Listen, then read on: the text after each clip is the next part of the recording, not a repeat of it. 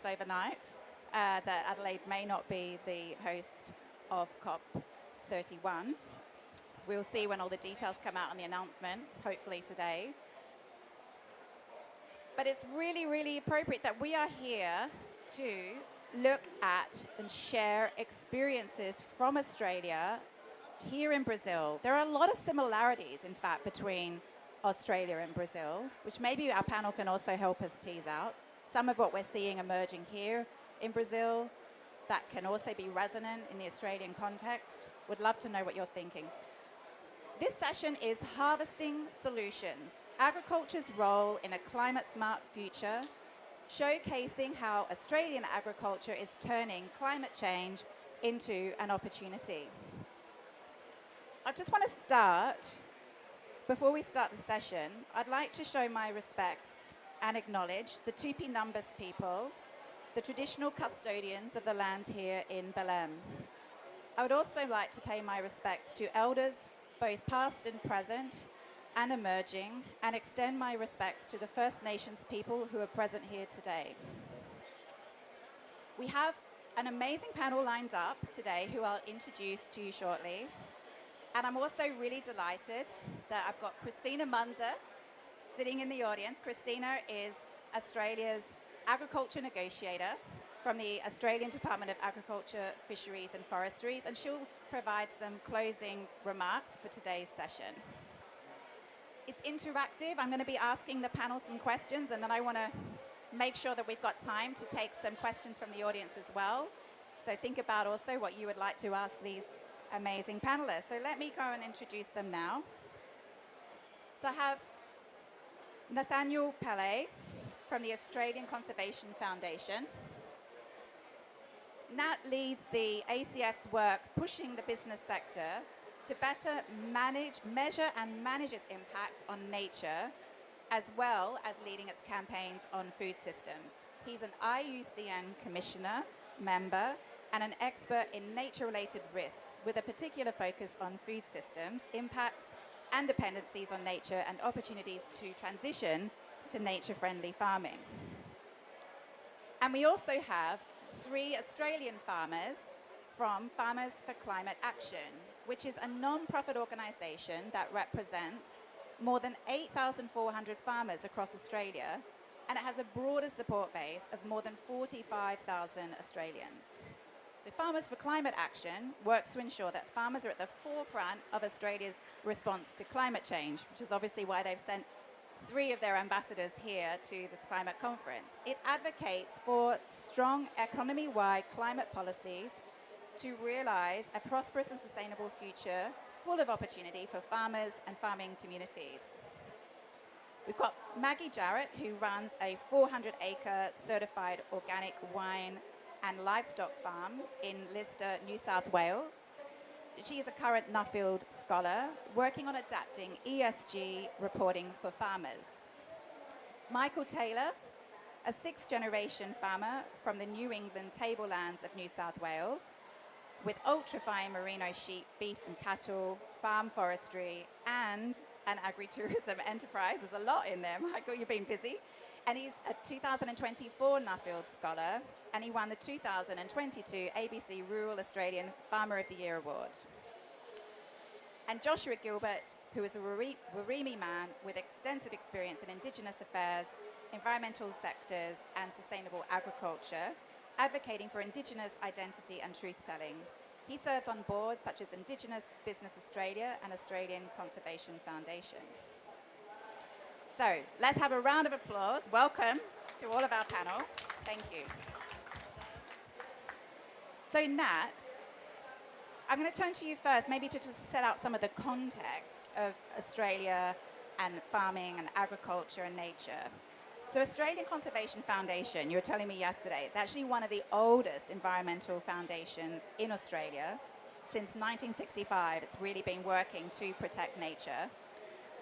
So can you set out for us a little bit of the big picture context for Australia here, particularly for the audience members who are from other countries and may not be so familiar? So what are some of the key climate and nature risks that are emerging, and how are you working with farmers on these issues? Thanks. Look, ACF has been around for a long time and has had a long history of working around agriculture with farmers often, and Australians will be familiar with the Land Care program, which was established in 1989 in partnership with ACF and the National Farmers Federation under Bob Hawke. And it's really because, well, two things. There's no activity or no sector that has had a more profound impact on the landscape in Australia than agriculture, and I would include in that the many thousands of years of First Nations management of landscapes through water and through fire management. But really in the last couple of 100 years, European farming has very rapidly changed the landscape, not always in a helpful way. So we have a very high level of land degradation in global terms. We've lost or modified about 50% of forest and woodland ecosystems across the country. It's a very dry country for people who are not familiar with it. There's a great deal of water stress. We have heavily modified river systems that are often ephemeral sorts of river systems, and it's pretty unique landscape. And we haven't always applied the sorts of farming practices that have worked well with those local conditions. The people here are changing that. Josh's people have done it for many, many thousands of years. But we need a more rapid change in the way we farm across the landscape in Australia. So we're a conservation organisation. We are in advocacy. We campaign. We put pressure on businesses and governments very often, and sometimes that translates into pressure on farmers, because we do need to change things. But for the same reasons that agriculture has had some pretty bad impacts on the landscape, it also has by far the biggest opportunity to fix past damage and to address some of the impacts on climate change and impacts from climate change. And there's no bigger opportunity than through good farming management for restoring and protecting biodiversity across Australia. So that's why we're in it, really, to, I guess, to try and tip the balance so that farmers like Michael and Maggie and Josh are elevated and have a bigger role in agriculture in Australia. You mentioned you're an advocacy organisation. Can you tell us, what are some of those top advocacy priorities for you? And also, what's the, what does it take for that effective advocacy? Like, what are you seeing are the strategies that are kind of really effective in trying to convey some of those messages? So I guess there's three main elements to our work on agriculture, food systems. One of them, or the most enjoyable one, is through storytelling, through telling the stories of farmers who are farming in a way that actually really supports biodiversity. We have an amazing project called the Platypus Project, or the Platy Project, because we have to shorten everything in Australia, which is a collaboration with the University of New South Wales, and it's about measuring, tracking platypus on farms. And for people who don't know, platypus are extremely sensitive to the quality of water systems, and if you aren't managing your landscape very well, then you won't have platypus there. And so we're trying to show that very productive, profitable farms that are producing cattle, mostly cattle, can also have stands of remnant forest and or healthy regrowth forest and clean water and platypus on their properties. So trying to elevate that sort of farming, trying to show that it's not always a greenie versus farmer dynamic, which is often the way it's portrayed in Australia. That's one thing.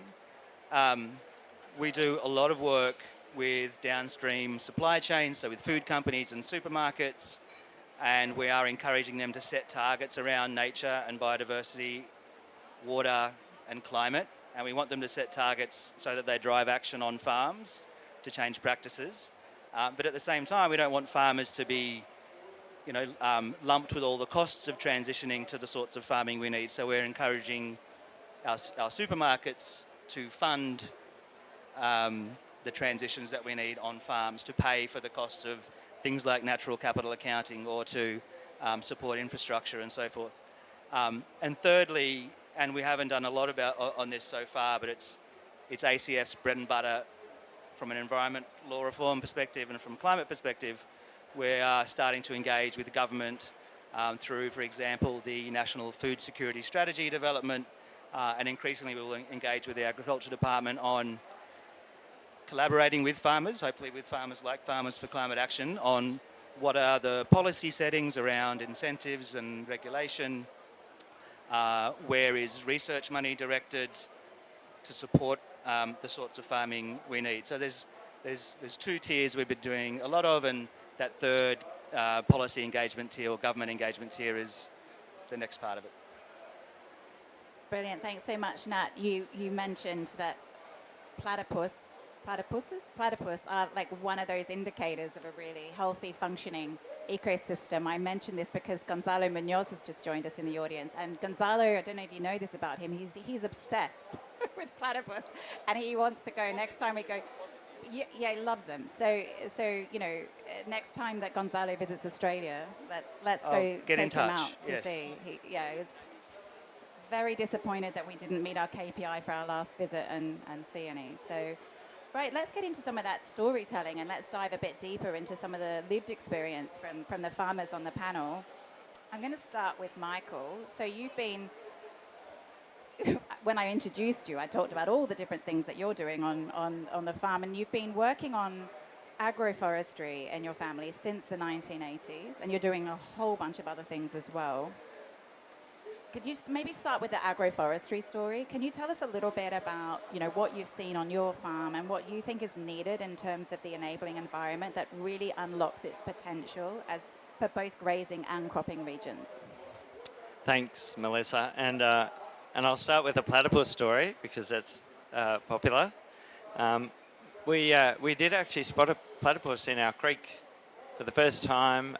My grandfather never saw platypus on the creek. I don't know how long they've been missing, but this happened just in the last couple of months. So it's in one of the waterholes down the bottom of our place. So we've got to get some photos of it at some time. Maybe Gonzalo will be able to come and spot it with us. So that's really exciting. But stepping back a little bit of the history of my region. I'm on the east coast of Australia. We're about halfway between Sydney and Brisbane. We're on a high tableland. About 1,000 metres, so it's quite high. We have temperatures down to minus 15 degrees. A lot cooler than here, that's for sure. We run mainly sheep and cattle. The area I'm in is really well known for grazing. I think the council just south of where I am has some of the most intense stocking rates in the country. But graziers were attracted to that area, that tablelands, because it was a beautiful open woodland, really diverse native pastures, which were actually really good for growing ultra-fine merino wool. So very even nutrition throughout the year, so you get strong, bright, white fibre. But over the years, a lot of those trees, the wooded ridges and stuff got cleared, and eventually we went a little bit far, and especially with the arrival of a lot of industrial type agriculture and the availability of more inputs to increase grass growth, and stocking rates went a little bit too high, and eventually we broke the ecosystem in our area, and we started seeing natural dieback in our trees. So between the 1950s and about the mid-80s, we went from about 30% tree cover down to less than 5% tree cover. So it was quite significant. And it was around that period that that between my grandfather's generation and my father, they felt that something was wrong. The landscape was sick, and here comes the rain again. Maybe. No? It's a helicopter. Okay. Sorry, I'm just getting used to the rain here all the time. It's amazing. We're only about a 700 mil rainfall, which is a lot less than here. But my parents started planting a lot of trees, and over the last 40 years, we've managed to drag the tree cover back up to nearly 25% again, which is really significant. But when my parents started planting trees, it was really simply just for shade and shelter for livestock.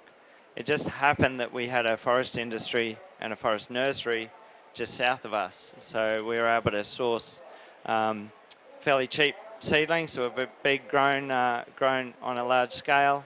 And we were able to source a lot of knowledge about growing trees. And we can thank the New Zealanders also, who were doing a lot of development of some of those trees, and also the development of the management of those trees. And that's been really important, because we've seen a huge amount of tree planting in our area. Literally millions of trees have been planted back into the New England. And the region is still, the tablelands proper is still sitting at less than 5% tree cover. So, but yeah, we're getting, we've now got built a lot more resilience into our landscape during dry periods, during hot, dry summers, or cold, wet winters. We've got a lot of shelter for our livestock, and we graze those livestock through all our treed areas. Over the last 40 years, we've made a lot of mistakes, and but we've also been able to demonstrate a lot of ways, better ways to do things. So. Great. Can I ask you maybe also, what are you most excited about, in terms of what's happening and what you're seeing on your farm, and what you think some of the opportunities are across Australia, and what keeps you up at night? Well, I think planting trees back into the landscape, it's really, for me, it's the low-hanging fruit. It's really simple, and whether you're in a totally barren landscape that's lost all its tree cover, or whether you're in the middle of the Amazon and the risk to losing those trees is imminent as well. So it's this is some of our farm here. Things that keep me awake at night are trying to translate all of this knowledge that we've learnt, trying to translate that into something that other farmers can understand, trying to take the language and the learnings of what's happening with our climate and the issues here back to a local level. Yesterday I was with the farmers group talking about all the acronyms and simple things like net zero and scope 1, 2 and 3. These are all things that are still really foreign to farmers all over the place. We understand what's required to produce food and fibre year in, year out, and we're very innovative in figuring out. I've got the privilege of being able to go back to my farm after this and just keep producing food and fibre. I don't have to worry about what's going on in the world, but when you know about it, you can see how pressing it is. So I think at the moment, when there's no climate finance getting directly through to farmers on the ground, it's really scary. We've really got to accelerate that connection and incentivise farmers to change, because at the moment the language is scary. All the regulation that's coming through, there's a lot of pushback. I'm involved in trying to get environmental plantings for carbon projects off the ground, and it's really, really hard, because they're projects that are 25 years long at the shortest. That's far longer than a lot of farmers have to think ahead. We're often thinking about the next day. We're thinking about the current growing season, maybe what's going to happen with the markets into the next year, if it's crops, how many livestock you're going to keep running. But to think about trees, as easy as it is, getting farmers to think about that long term. I was really shocked travelling around and still seeing farmers. They're quite happy to take out a 400-year-old tree just so that they can accommodate their latest spray boom that might only be around for a few years, but until the technology changes. The natural capital accounting stuff has been something that has been a way to demonstrate the health of their ecosystem, how that can affect their productivity going forwards. So yeah, I'll leave it at that. Thanks, Michael. You touched on that sort of intergenerational learning and knowledge and adaptation, and I think that segues really well to my next question, which is to Josh. So 60,000 years of traditional knowledge and experience here to share on Indigenous culture and farming, and somehow in between your day job and doing a PhD, and all the other hats you wear on these boards, you've managed to write a book, an Aboriginal yarn. I'd love to hear a bit more about like what was the inspiration behind that? What stories, what compelled you to kind of pull that together, and what are some of the key insights that you learned in the writing and the telling of that Aboriginal yarn? Yeah, thanks, Melissa. And Weeaboo everyone, which is hello in our traditional language, Gatong, which is a shared language between some of our neighbouring groups. I'd like to begin by acknowledging country and paying my respect to mob here and thank their elders, past and present, for their work and protection of this place. And also for me back at home on beautiful Warramai country, where we know our family have farmed for at least 60,000 years, probably longer. And have also had a role in agricultural systems, particularly over the last 200 years since colonisation on our landscapes as well. For me, the book is really a dream that we will be able to continue farming for the next 60,000 years. It's a collection of stories that tell the truth about what happened on our country, and also I think the country that's happened, or the stories that have underpinned a lot of countries around. So we had breakfast this morning at this really incredible place, and they were sharing the ideas behind some of the colonization of the Amazon. And they use this terminology, a land with no man for a man with no land, i.e. that we can connect people and agricultural systems, and this whole idea that we didn't have people in their systems for a long period of time. That was certainly the perspective of Australia, that it was deemed terra nullius, land belonging to no one, and therefore we can have agricultural systems very similar to the systems that we have today. In fact, on our country was actually targeted by the biggest agricultural company at that time, one of the biggest agricultural companies that still exist.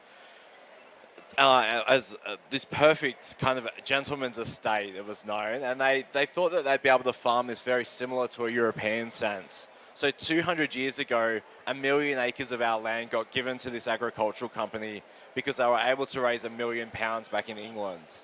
So they took on this venture, and they actually relied upon our people so much.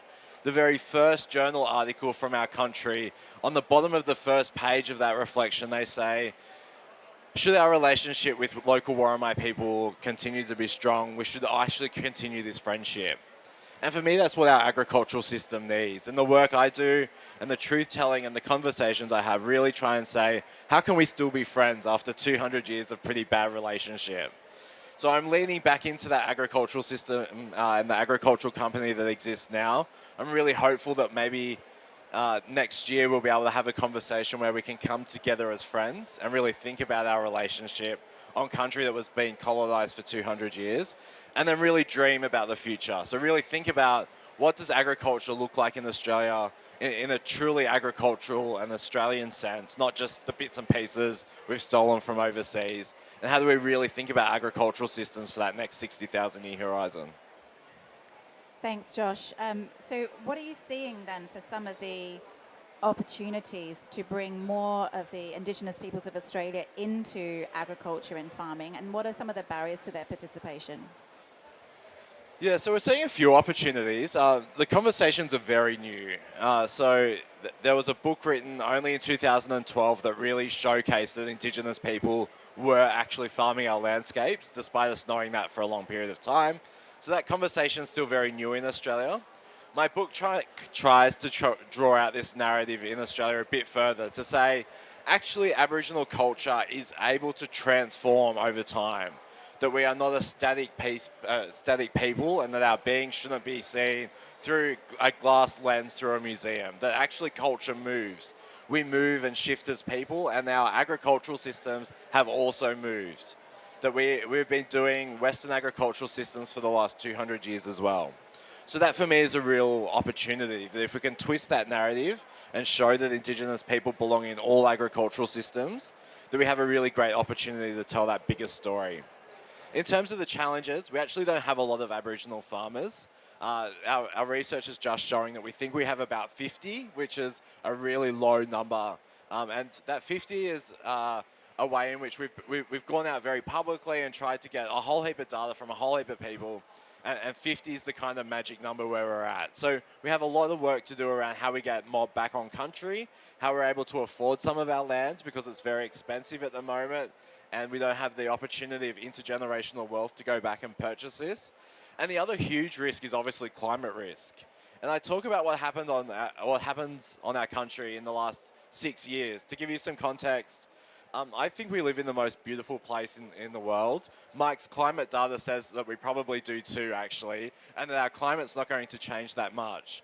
But what we see on the ground is climatic events have impacted us very quickly. We've had the worst drought on record. That was followed up very quickly with the first flood with bushfires, actually, and then the worst flood on record. Then we had a few years of some minor floods, and just this year we've celebrated the worst flood on record again in our region. We've had 2 meters of rainfall this year in an area that only normally has about 1 meter. And yet our grounds right now are super dry. Despite having 2 meters of rainfall in 10 months, the system's really heated up and our system is very dry at the moment. So we know climate change is impacting our system. We know it disproportionately impacts Indigenous people. And we need to make sure that mob are at the front lines and continue the conversations so that we can keep dreaming and thinking about agricultural systems for that next 60,000 year horizon. Thanks so much, Josh. So we missed an opportunity here to have some of your books to do a book signing at the end, but I really encourage you to download it. Where can they find it on? Yeah, so fortunately my book was published by Penguin, so you're able to go onto the Penguin website and you'll be able to download it or find a local bookseller. Brilliant. Highly recommend it. Thank you so much. Turning now to Maggie. It's great to have representation of a young farmer also on this panel, and you are passionate about ESG reporting and how this can be adapted for farmers, which is about, really how do you draw on the experience that you've had, growing up on a farm, seeing your parents and how they've really sort of, the challenges that they faced over many, many years. So how do you really develop ESG reporting frameworks that are fit for use for farmers, that can really balance that kind of viability with the environmental outcomes that they're seeking? So can you tell us a little bit more about that work? So what are some of the insights that you've had and that you've been able to bring to that sort of ESG reporting space? Thanks, Melissa. Is that working?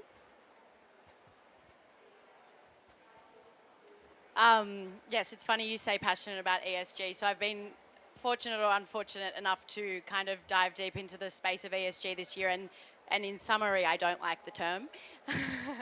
And I guess I'll explain what that journey was and why. I first came across the term ESG, which for anyone in this room who doesn't know what that is environmental social governance. Now, you're all mostly in the acronym world, so you probably do, but I certainly didn't. And basically, I came across this term at a conference. I was working in sustainability, and they had overlaid it in the agricultural context. And previous to that, sustainability is such a word that no one really understands what it means. And so I saw this term that had like environmental, social governance as the 3 pillars, and that's kind of what we had to work on. And so I gravitated towards it because it kind of gave me some sort of structure to what we were meant to be doing in our business when it comes to kind of improving and being responsible as a business. At the same time, I was training across New South Wales. I was training grape growers in our sustainability program.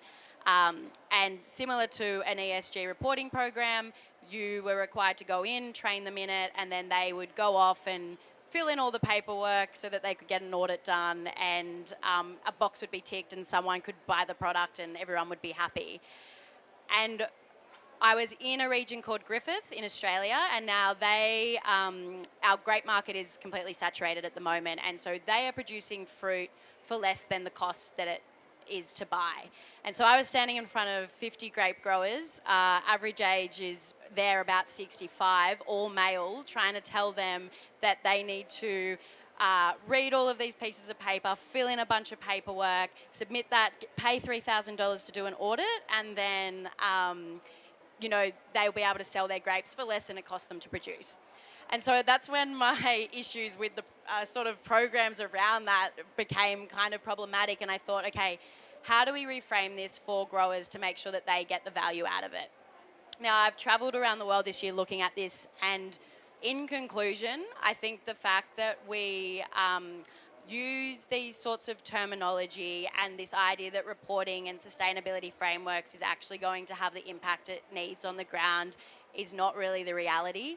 ESG was a term created for the finance industry, so it has been kind of created, and that kind of structure around it is suited to the finance industry. And so what's ended up happening is that people in the supply chain, our big food corporates, our supermarkets and that sort of stuff have grabbed onto it as something that they can use to tick a box for market access and to do their reporting requirements.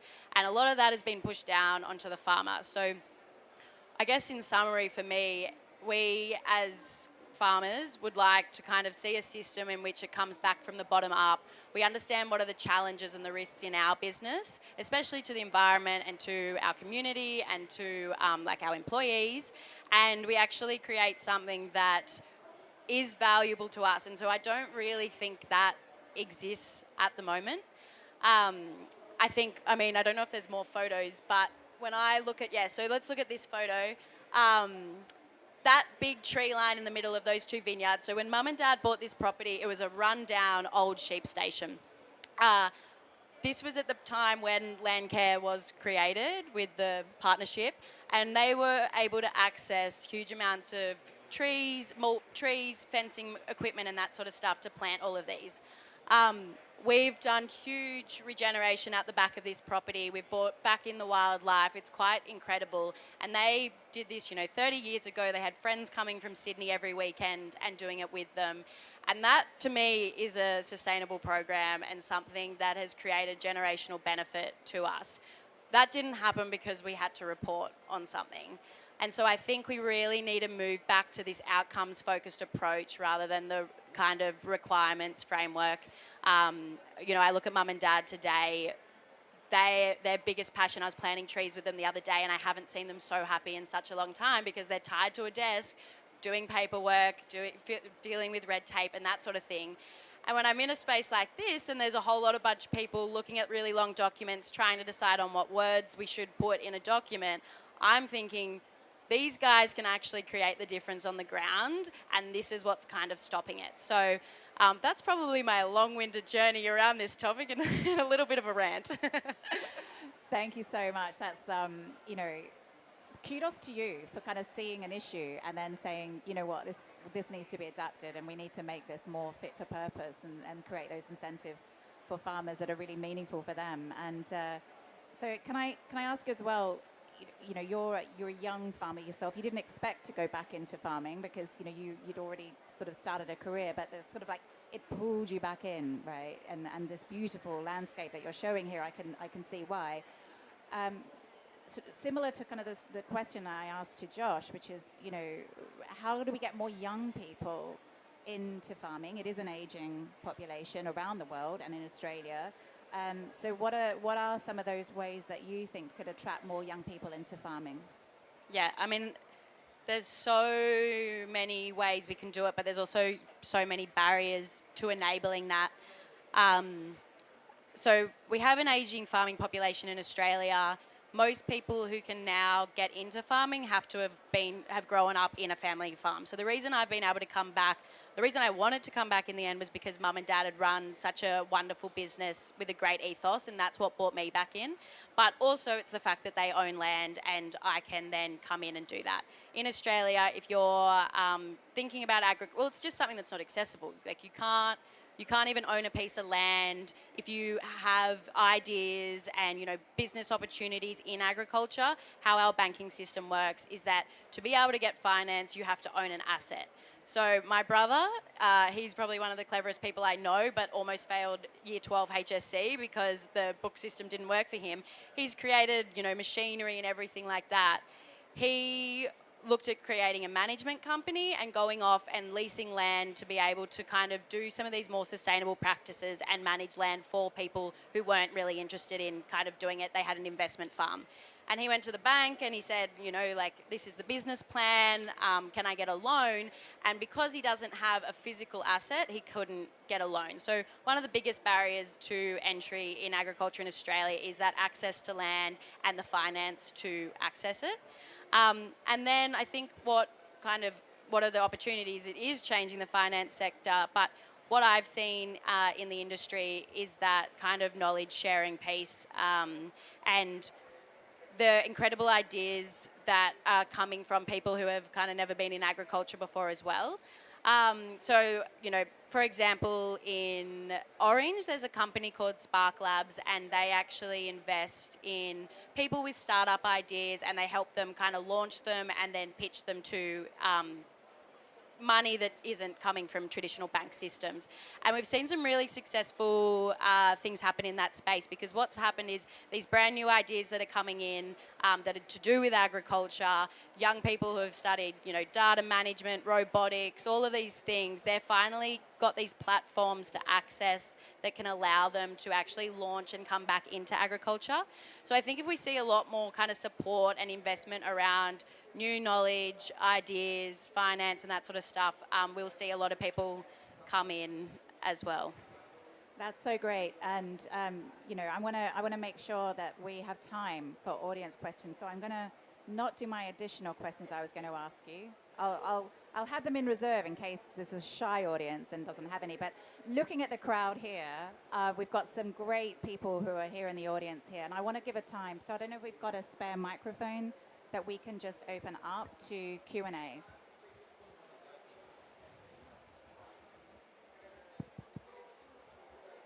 So please introduce yourself and try to keep your questions as just quite short and concise. Thanks. Hello, Rachel from Wales in the UK, farmer, but also work for our Agricultural Development Board.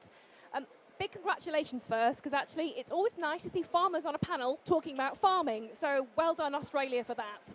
I'm sorry, I didn't catch your name earlier, but I was really intrigued by your comment about this perception of greenie versus farmer.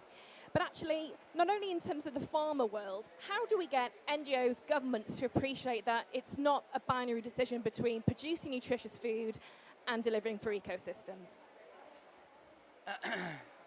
I mean, I wish I had all the answers to that question. I mean, the way Australia is set up is we have a few industry bodies who represent a broad range of farmers, but I would say tend to primarily represent a narrow band within that broader range of membership. And so we have industry bodies representing the red meat industry or the grains industry or fibre industry, and they have the most access to government, and they are the views that are mostly taken on board by government and by departments. And farmers like the folks here who are farming in exceptional ways, exceptional as in, you know, very good, and also exceptional as in not the norm necessarily, don't have as much access, I think, to government. They don't have as much access to media either. So the main storytellers speaking to media on behalf of farmers are not farmers like the ones on this panel. So that's why I think some of the work that we are trying to do, but we're far too small to really change the conversation ourselves, is elevate farmers who are farming in the way I would say all farmers need to farm. So that's the kind of short answer. There's a whole lot of industry groups that are doing okay out of the current farming system, and they're the ones who are driving policy, and that comes at the expense of nature, I would say, and it also squeezes out farmers who want to do things a different way. And the example of banks is a good one. A bank would much rather finance someone who's big, farming at scale, using conventional, demonstrable methods that they're used to. Usually those local loan managers at banks are pretty old, have a particular way of deciding what a good investment is. And so that all needs to change, and that's very hard. And a lot of people have tried to do it, and the National Australia Bank, our biggest agricultural lender, is a good example, where they had a chair who was very ahead of his time on natural capital and how banks should recognise natural capital, and couldn't turn the ship of that big bank around to recognise the importance of nature-friendly farming. So it's hard, I would say, and I'm sorry I don't have the answer. Josh. I just wanted to add, so I actually sit on the board for ACF, and I think where you can get farmers involved in governance systems, that is like an optimal state. So where we can have a view and an opportunity to have a voice around decision making and strategy, we have the best opportunity to make sure that farmers' voices are centered, and where we can get that diversity across a whole range of different organizations where farmers can sit within that structure and really shift and turn the dial, then I think we'll have more opportunities going forward. Great. Let's take 2 more questions and then put them to the panels, because I want to make sure we get time to go to Christina next. So, yeah. Yeah, it's on. It's not. It's very quiet. I'm interested in what the 3 farmers can share about what your neighbours think about what you're doing. Do they think you're crazy, or are they actually reflecting on their own farming? And what's your reflection of their reaction?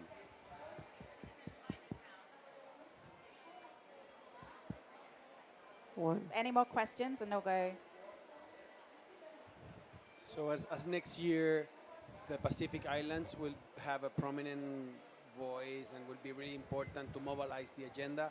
I'm wondering whether there is some like low-hanging fruit, right, in your way to approach food and agriculture that can also embrace the Pacific Islands for the whole of the narrative, like for the benefit of both Australia and the rest of the Pacific Islands. Great. So I'm going to go to each of the panelists for just maybe 1 minute each to kind of pick on any of those questions that you want to respond to. Is there any other question that you want to put to the panel? Great. So do your neighbours think you're mad? And what are the opportunities to collaborate with the other neighbours which are in the Pacific? Yeah, yes, they do, but now they're jealous. It's taken a while, but I think probably the best story, I mentioned this to you the other day, that we had, so Mike's from CSRO, which is like Embrapa in Brazil, and we had our local CSRO people from local research farm that are looking at doing sustainable farming stuff, research on their farm. They did a natural capital account and realised how bad it was. Anyway, they were looking for ideas, and they've been going out visiting places. They came to our farm, and on the way there, apparently the farm manager was, who's, you know, as close to the farmer and sorrow as you would get, was willing to maybe do some individual paddock trees that wouldn't upset their pasture improvement program, or they wouldn't run into them when they were trying to muster animals. But at the end of his visit on our farm, we were standing in a forest, and he was standing there looking around, and he was like, "Yeah, it's actually just really nice here." Little light bulb would come on. So I think it's taken a long while to demonstrate these things, unfortunately, and you'll see that on lots of different farms that have transitioned back to a more regenerative or agroecological or sustainable or whatever nature. It's really exciting to hear that Landcare Australia have started doing a bit more work introducing that program into that area. That is another thing that I think is really exciting. And so yeah, there's a lot of synergies to share there. And again, you know, to bring Pacific Islander farmers maybe to Australia to actually see the mistakes that we've made and see the successes that we've had would be great. Great, Michael. It was a long minute, so but I've learned this. You need, you know, they take their time, farmers. Can I go to Maggie? Yeah. Did they think Mum and Dad were mad? I would say no, because if I could pay Dad $1 for every time a vigneron rings him to ask him how he did it, for the, you know, my entire life, I think they really respected what they did, but they were never willing to take the risk, and that was the barrier. But today, I would also argue that they made that change 30 years ago to our farms to go organic. Took you 30 years. How do we do that? From a Pacific Island point of view, I'd echo what Michael said. I think meeting everyone the other day was fantastic, but it's that opportunity now that we have a better understanding of what's happening there, and we've got this dialogue that if we're in a room where we can support them and bring them into the conversation, that's probably the low-hanging fruit.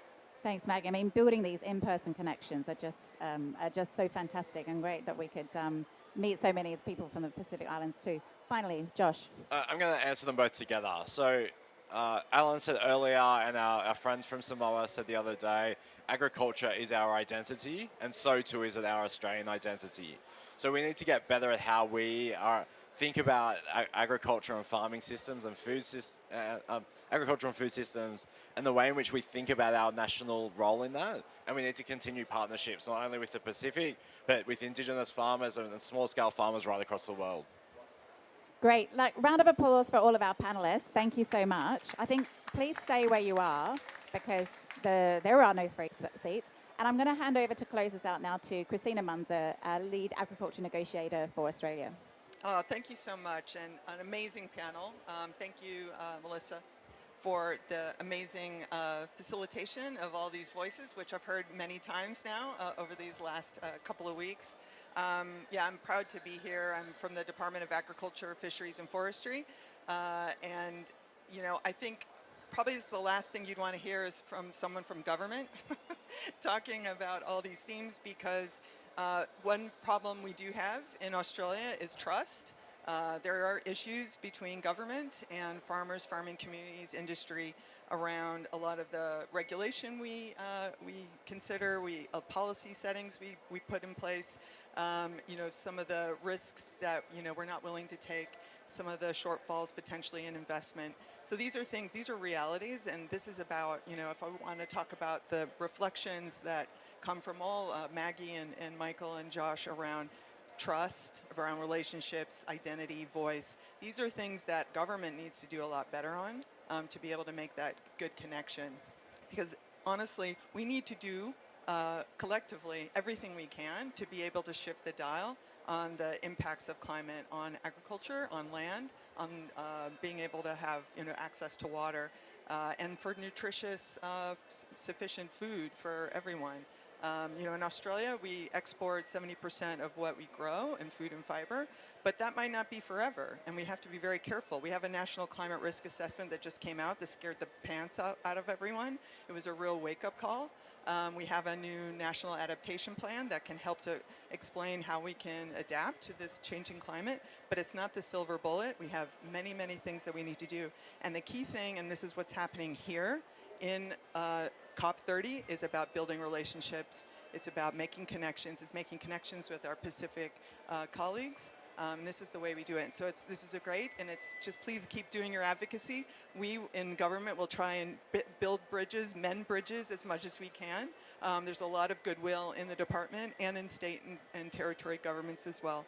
So thank you very much. Thanks so much, Christina. And we heard yesterday at an event we were doing with farmers and Indigenous peoples around, you know, the challenges and the opportunities for them to engage in these kinds of spaces, these multilateral processes. And, you know, part of it is about creating these spaces and platforms for them to tell their stories. It's really important. But also they would like to see the agricultural negotiators go out into the field more, because there seems to be a disconnect sometimes between what's happening in the negotiations and what's happening on the field. So I put that out as a challenge for you to work with your colleagues to think, how can we embed that? How can there be more field visits, before we start a COP, where people go out into the field, see and feel it, look at the soil, look at some examples. So that's just something for you to think about as well. So been a fantastic session. Thank you everybody for participating. Thank you to our panelists, to Christina. Thank you to the Australian Pavilion for hosting us here, and to the session co-organisers, Australian Farmers for Climate Action and Australian Conservation Foundation. And with that, I will call this session to a close.